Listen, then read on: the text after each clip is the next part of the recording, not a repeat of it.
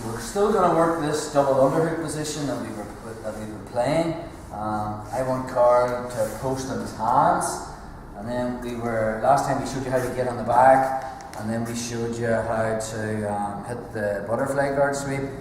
Tonight we're going to look at submission from that position when he posts his hands.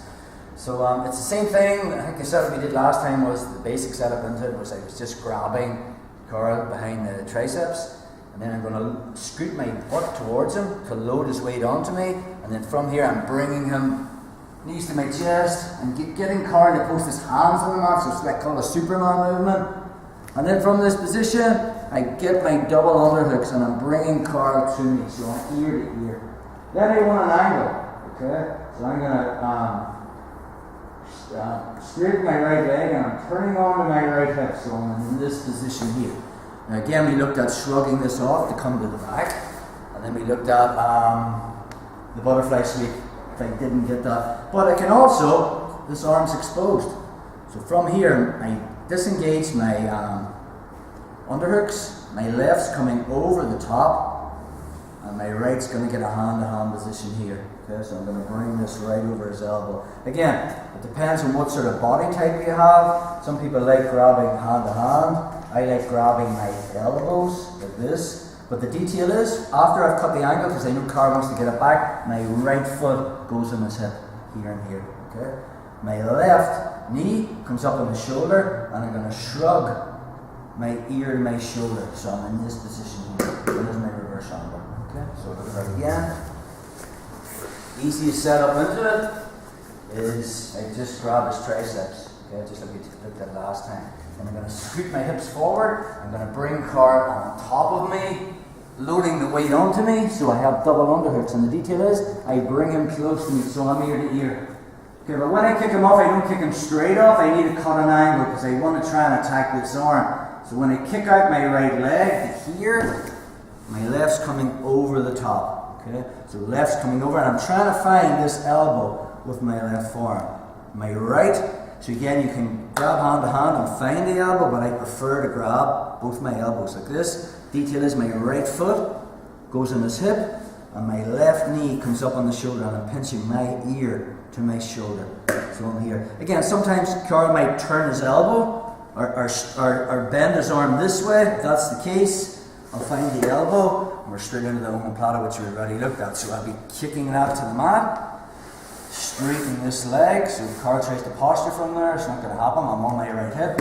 From there, I switch my hip, and I look for the forearm, and body lock it, and then I can hip in. The omoplata is your kind of back-up movement if you don't hit that reverse armbar. Another setup we looked at last time was if Carl pushes me with this hand, because what's his goal? He wants to get me flat on my back. If Carl can push me and get me flat on my back and then hug my hips, you can do those passes that we've been looking at.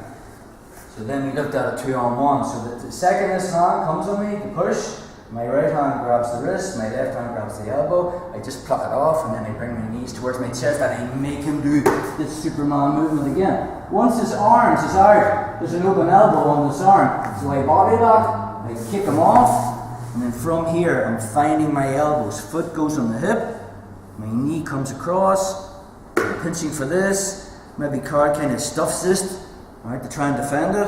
I'll find the elbow. See the way I'm moving my body back to create the space.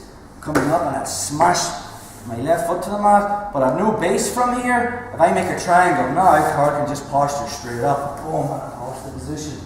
So from there, when I bring this down, I immediately widen my base to here. So my bases went from here to here.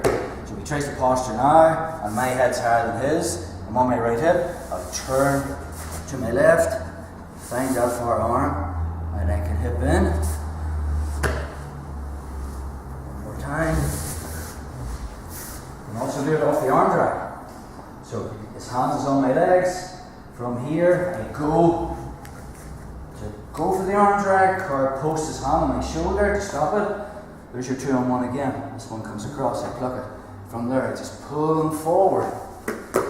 Okay?